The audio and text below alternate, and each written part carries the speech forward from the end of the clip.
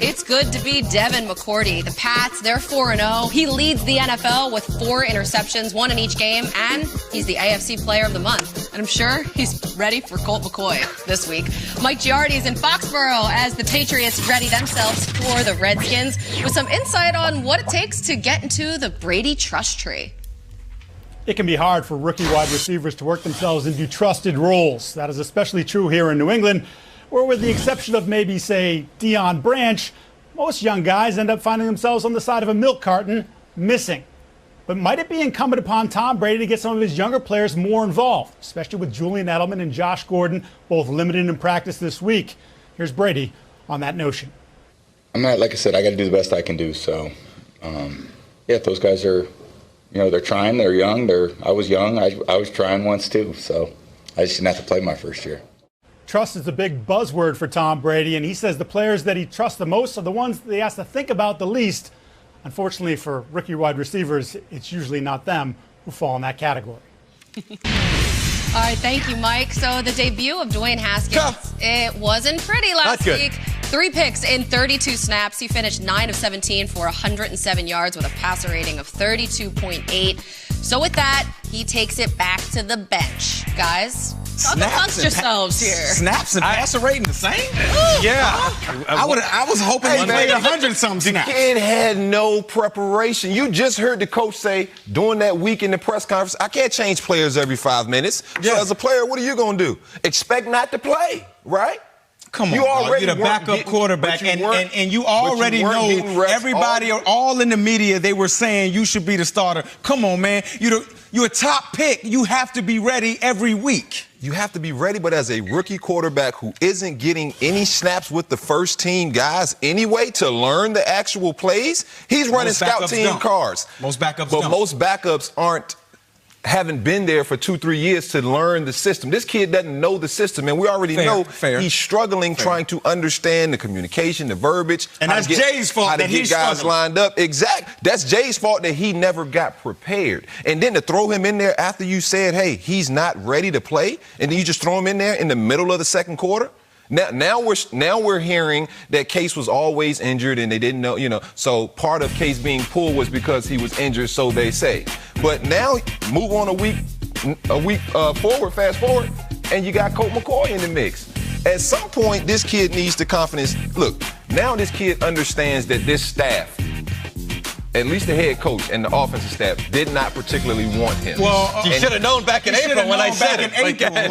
And this is my thing. I think we're seeing the reason probably why Jay is saying the kid ain't ready. Look, the kid has arm talent.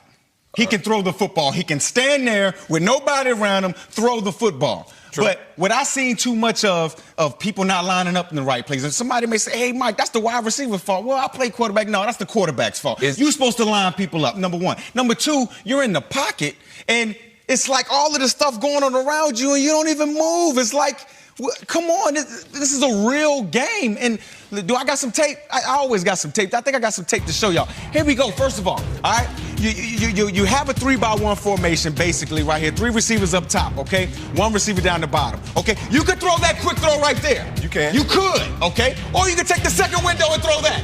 Okay, but not. He just was stuck there, kind of mesmerized like a deer in headlights. And it could be you, D'Angelo, it could be what you said. You know what? They hadn't game plan for him. Okay, but he works the 2 receiver side when coverage dictated that you work this side. You heard in the press conferences, Jay Gruden saying, yeah, we just want to make sure that the guys know which side of the field to work. This is elementary. This is just backing up, throwing the football. You don't have to know offense. You just got to know, okay, this is cover 3. Work this side. But instead, you're just frozen. And you see what I'm saying? You just proved my point.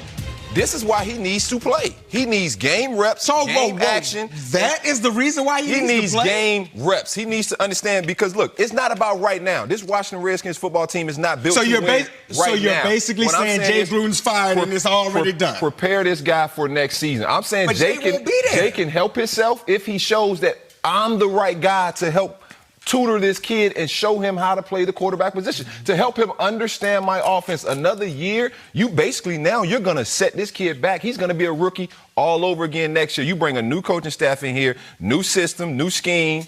How does he pick that up if he's struggling picking this up? Jay's the play caller, is his system. If I'm deeming, look, I'm trying everything, but I can't dumb it down but so much. I have I don't know what Jay's tried. The kid has not got many reps with the ones, period. With the offense, period.